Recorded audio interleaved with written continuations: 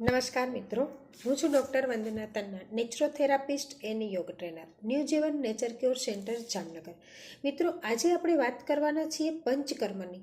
લોકો કહે છે પંચકર્મ કરાવવું છે. જેને પૂછો તેને એમ કહે છે કે પંચકર્મ કરાવવું છે, પણ પંચકર્મ શેના માટે કરાવવું છે? પંચકર્મ વિશે આપણે કેટલું નોલેજ છે? ગમે ત્યારે પંચકર્મ કરાવી શકાય? ગમે તે પંચકર્મ કરાવી શકે? ના. પહેલાં તો પંચકર્મ એટલે શું? તો કે એમની અંદર 5 ક્રિયાઓ આવે છે. તો આ 5 ક્રિયાઓ કઈ છે? તો સૌથી પહેલી વમન એટલે કે જેની અંદર વોમિટિંગ કરાવવામાં આવે છે, એટલે કે ઉલટી કરાવવામાં આવે છે પેશન્ટને. ત્યાર પછી વિરેચનની અંદર ઝાડો કરાવવામાં આવે છે, ડાયરિયા કરાવવામાં આવે છે પેશન્ટને. ત્યાર પછી આવે છે બસ્તીની અંદર છે એ સંડાસની જે જગ્યા છે તેના દ્વારા કોઈ પણ મેડિકેટેડ ઓઇલ ચડાવવામાં આવે છે અને બોડીને ડિટોક્સ કરવાનું કામ કરે છે. ચોથી ક્રિયા છે રક્તમોક્ષણ એટલે કે જડો ચિકિત્સા, જેને આયુર્વેદમાં કહેવાય છે.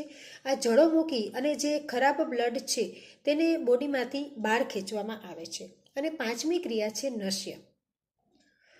નશ્યની અંદર આપણે મેડિકેટેડ ઓઇલ અથવા તો ઘીનો ઉપયોગ કરીએ છીએ. તો પંચકર્મ એ ગમે તે વ્યક્તિ ના કરાવી શકે? હા, કરાવી શકાય. બોડીને ડિટોક્સ કરવું છે, રિલેક્સ થવું છે, એના માટે આપણે કરાવી શકીએ છીએ.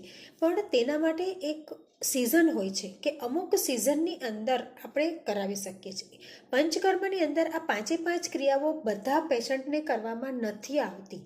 વાત, પિત્ત અને કફ ત્રિદોષને આધારિત પંચકર્મ કરવામાં આવે છે. તેમાંથી કઈ ક્રિયા દ્વારા કયા દોષને શરીરમાંથી બહાર કાઢવાનો છે?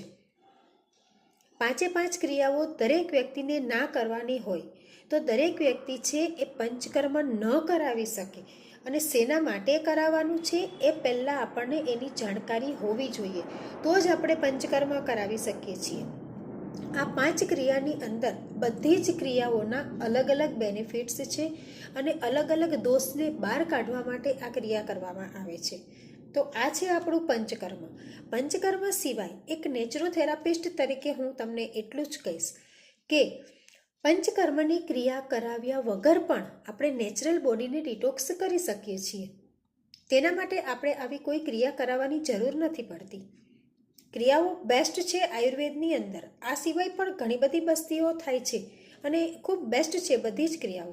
પરંતુ પંચકર્મ સિવાય નેચરલ આપણે જ્યારે ઉપવાસ કરીએ છીએ ત્યારે આપણું બોડી છે એ બાય ડિફોલ્ટ કંઈ પણ કર્યા વગર જ ડિટોક્સ થઈ શકે છે.